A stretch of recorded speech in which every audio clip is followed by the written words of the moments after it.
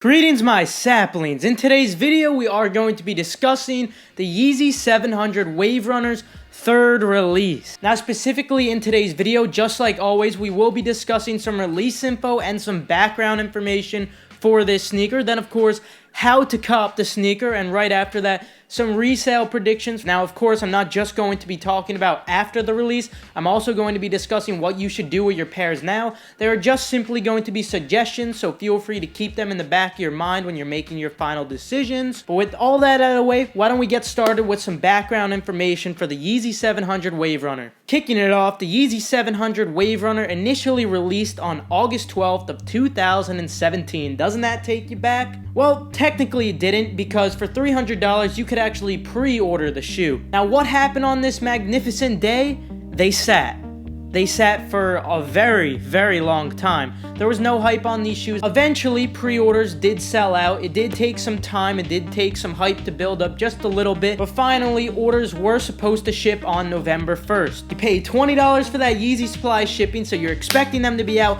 November 1st, but of course it's Yeezy Supply, so they didn't ship November 1st. Most of the pairs were delayed after November 1st. Most pairs did go into circulation, I believe, around like November 20th, November 14th. Yeah, I have some bad experiences with Yeezy Supply shipping. You know, they lost my blue tints, but that's a whole nother video. Anyway, essentially, they went from August 12th, sitting on shelves, basically like sitting as a pre-order, from November 1st, where the hype has built up exponentially. So somehow, again, like I was saying before, most pairs didn't actually arrive until November 20th because Yeezy Supply sucks at getting their pairs out on time. Anyway, when the majority was in circulation, prices hovered around $650 to $700. A lot of hype was built up around these shoes. As time went on, hype continued to build up amongst these shoes. Then on December 15th of 2017, Yeezy Mafia tweeted out that these were none other than the most limited Yeezy from Adidas. Yes, my friends, this Yeezy was initially more limited than the OG 750. At this point, prices were hovering around $900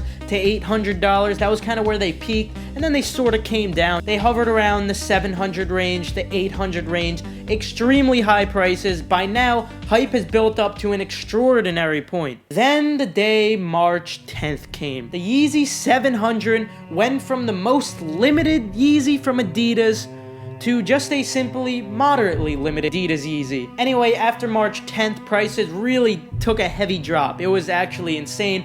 Prices were nearly cut in half, and ever since March 10th to date, prices have sort of plateaued. I mean, there was a slight increase, perhaps maybe 5 to 10% or so, maybe even less than that. Now we come to September 15th, which is coming up in a couple of weeks, or depending when you're watching the video, perhaps a couple of days. So September 15th, 2018, Yeezy Mafia has 100% confirmed a re-release for these for $300. Now, regarding what to do with your pairs that you have right now, we're going to discuss that in the resale predictions part of the video. Right now, let's talk about how to cop the shoes. Let's talk about how you could get your hands on a pair of these manually. So the first place we're going to talk about, simply because it's the simplest to explain, I think everyone could follow this very easily. This is essentially just going to be Yeezy Supply. So what Yeezy Supply used to do, they used to have a password page because the drops would be random. Password page would come up when it'd come down, the shoes would be live. But now they decided to change it up. I'm not exactly sure why, but essentially now all the Yeezys on there do release at 9 a.m. Eastern time. It is going to be a first come first serve, so those of you who are asking, no, you don't use the multiple people jig on here, that wouldn't be of use at all. You just want to be as fast as possible, so all you're really going to want to do, select your size as fast as you can. Then you have two options. One, you can use PayPal because Yeezy Supply just added that recently, but what I actually personally like to do is use autofill. Setting up autofill is extremely easy. All you got to do is open up Google Chrome, click on the three dots or three lines in the top right corner of your screen,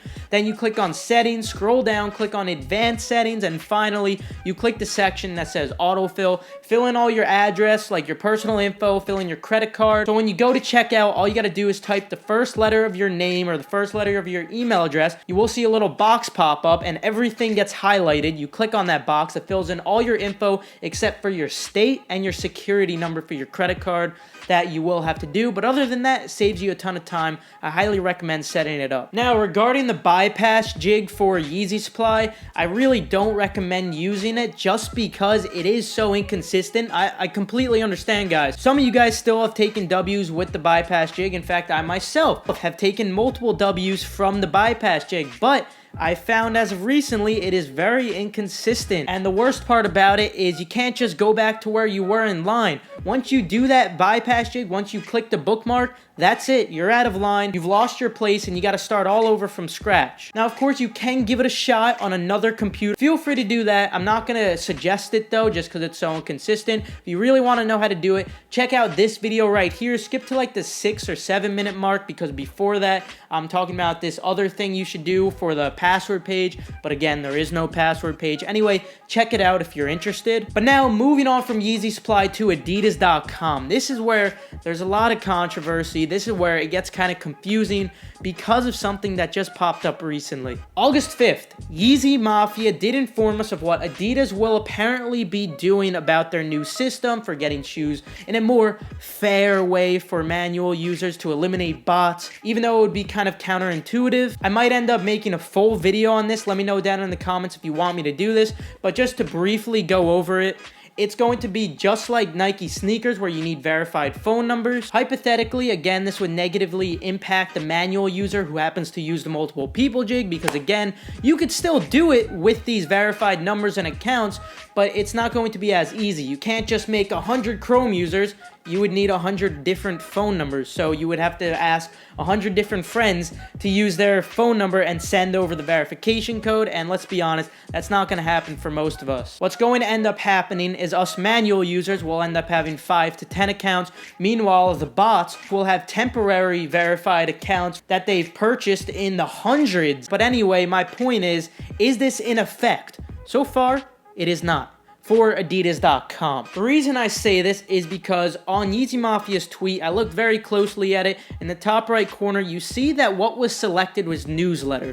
You could see that newsletter was the option that was highlighted, therefore, he must have clicked newsletter to get to that section. Now, on August 5th, the day this was tweeted out, I clicked on the newsletter, and it gives me the same exact page that I've been seeing forever and that I see today. It's just an email sign up for updates. We don't see this yet. So far, is this in effect? No, luckily. However, it is in effect for the Adidas app. You do have to verify your phone for the Adidas app. But does this really matter? No, because the Adidas app took the place of Adidas Confirmed, and Adidas Confirmed was always a first come, first serve process. You just wanted to be as fast as possible with the CAPTCHA. So you wouldn't have multiple phones anyway, so that wouldn't really change anything. So this means it looks like we're still going to be able to use the multiple people jig on Adidas.com. So basically, nothing changes. In fact, the Adidas app might actually end up being beneficial. It might actually be better than what Adidas Confirmed was. Who knows? I'm willing to see what's going to happen. However, this is just so far.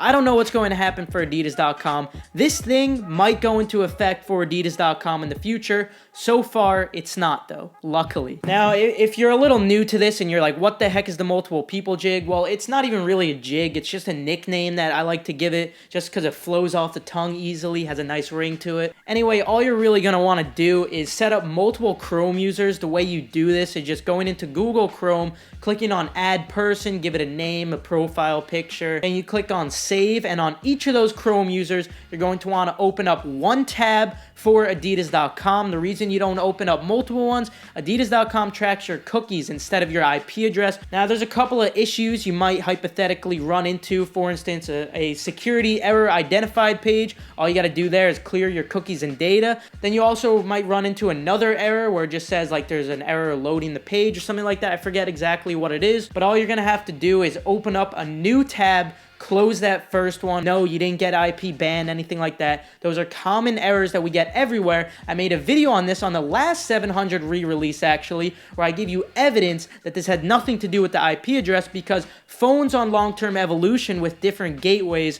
were getting these errors as well. Just a pro tip I wanted to give you guys when using the multiple people jig.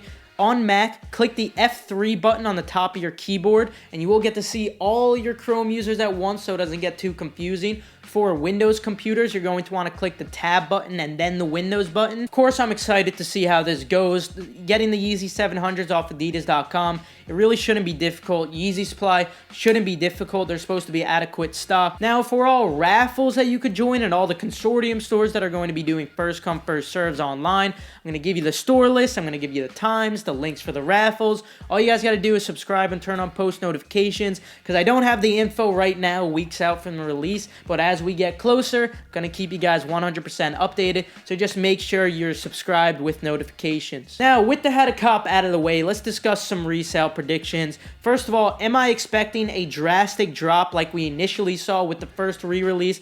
Absolutely not. No way at all am I expecting this drop. The reason we saw that drop was because the shoes went from extremely limited, in fact the most limited Yeezy from Adidas, to just moderately limited. Now, after this third release for the Yeezy 700, there's already a lot of stock out there, and demand has proven that a lot of stock, it doesn't really matter. Now, of course, simple supply and demand does tell us that the price will drop. More pairs in circulation, you will see a slight drop. I don't think it's going to be a significant drop, though. In fact, Yeezy Mafia even tweeted out that the creams compared to these isn't going to be the same scale release. Definitely expect a drop, hence I'm going to suggest to you guys that you should sell your pairs now if you're sitting on them. The reason isn't because there's going to be a big drop, because it's not going to be a big drop. They will drop a little. It's mainly because even after the release, they're not going to increase. How do I know this? Well, like I was mentioning earlier in the video, they've been plateaued for the longest time. They increased maybe like $30 to $40 on average. So I would suggest just getting them off your hands, unless you're like me, who actually just enjoys wearing the shoes regardless of hype. So I'm just keeping this personal pair for myself. Now, resale predictions for after the release, I still think they're going to be profitable, obviously a little less profitable. I still think you're going to be able to make a small amount despite that high retail price of $300 and then high fees for selling and then also shipping. I still think you can profit off of these shoes, just not a significant amount. Anyway, that will conclude it. Feel free to leave a like if you enjoyed today's video, if you perhaps learned a thing or two. Also, subscribe, turn on notifications to stay 100% updated on these shoes and any other hyped shoe releasing in the future. With that, I'll see you guys later. Have a fantastic rest of your day.